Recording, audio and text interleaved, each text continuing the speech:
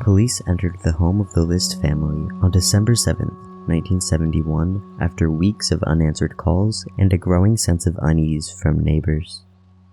Police entered through an unlocked window and immediately noticed a strong stench as well as blood streaks covering the floors. As they entered the mansion's ballroom, they found piles of clothes scattered around the floor, only they weren't piles of clothes at all. Upon closer inspection, they found the entire List family dead, being eaten at by maggots. However, one member of the family was missing, the father, John List. As police searched for evidence, it became apparent that John was the perpetrator of this grisly crime. However, he had gotten a massive head start on police and managed to elude capture for nearly 2 decades without ever even leaving the country. But the reason why John decided to kill his family is equally as fascinating. Before the massacre, John was a successful accountant, military veteran, and devout Lutheran. During his second tour during the Korean War, he was stationed at a military base in Virginia. There, he met a woman named Helen Morris Taylor, a widow who lived with her daughter Brenda. John and Helen began dating and married on December 1st, 1951. John would later say that he had been pressured by Helen into getting married as they had a pregnancy scare. Helen insisted that the wedding be in Maryland, one of the few states which didn't require a premarital syphilis test, an STI that Helen secretly had. Her health would eventually deteriorate due to it being untreated, but John had no knowledge of this for the time being. Now freshly a stepfather, he moved the 3-member family to Michigan. It was there that he would have several children of his own, Patricia, John Jr., and lastly, Frederick.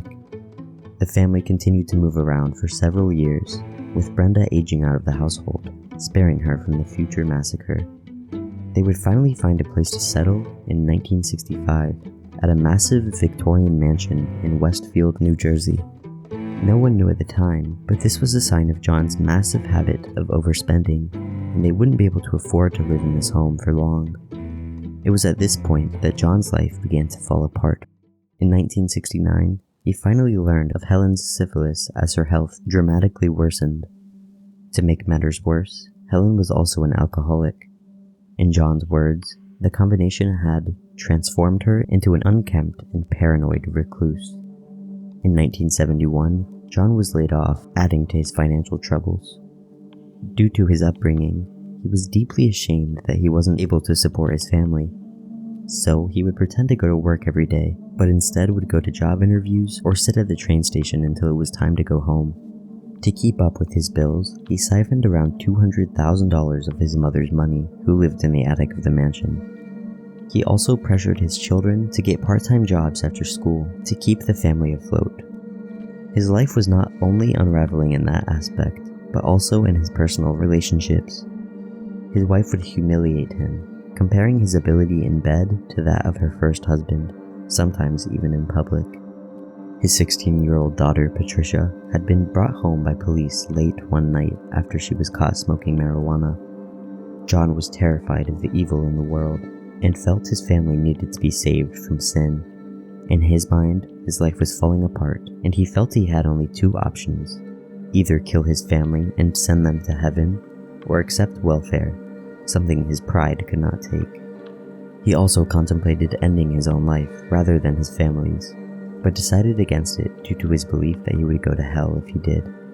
In the time leading up to the massacre, he even asked each member of the family how they'd like their bodies to be disposed of. Patricia suspected her father was planning to kill her, and even told people about this, but no one took it seriously. Finally, on November 9th, 1971, the cold-hearted father decided to go through with his plans. After taking the children to school, he returned home. He entered the kitchen, finding his 47-year-old wife sitting at the table eating toast for breakfast. He shot her in the side of the head with a 9mm pistol. She fell to the floor with toast still in her mouth, blood pooling underneath her head. He then made his way upstairs to his 84-year-old mother's apartment. He entered without knocking, surprising her. She asked him what the noise was downstairs, and in response, he shot her just above her left eye. He attempted to clean up the crime scenes, but did a poor job. He put his mother's body in a storage hall upstairs, as she was too heavy to drag down to the ballroom, though he was able to drag Helen, leaving a 40-foot trail of blood behind him. In the ballroom, he set up sleeping bags for the bodies to lay on top of.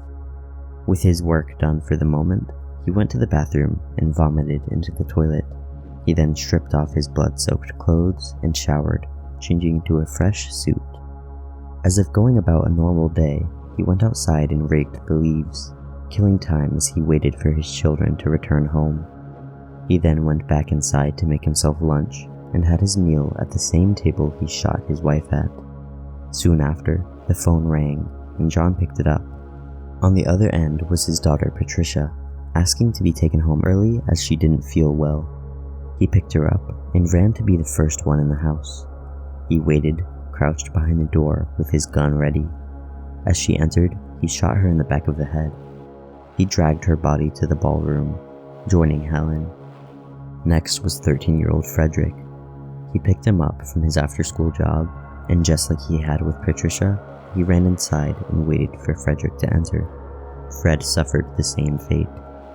Now all that was left was John Jr. When his oldest son entered the home, his attempt to kill him didn't go as easily as the others had. The 15-year-old was stronger than the rest, and he fought back against his father, noticing him before he was able to take the shot. They had a struggle until John Jr. was eventually shot several times in the chest and face. John dragged the final body to the ballroom and covered their faces with towels. This was the first case of murder in Westfield in 8 years. John turned on the radio and put on a station playing organ music over the intercom system in the house. He then placed a 5-page confession letter addressed to his pastor on his desk. He turned on all the lights in the home so that it would appear active. He also removed himself from all pictures throughout the house, going the extra mile to make sure it was as hard as possible to find him. He had also ceased all deliveries to the home so that nothing would pile up in front of the house. He sent letters to the children's schools, informing them that they would be out of town visiting their grandmother. Finally, he made his escape, taking trains from New Jersey to Denver, Colorado. He expected to not make it long before being caught, but as time passed, he began to grow comfortable and built a new life for himself as Robert Peter Clark.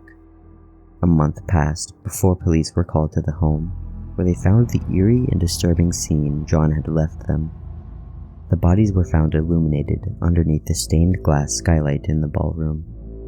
The case gained wild publicity, and a federal manhunt was launched against John List.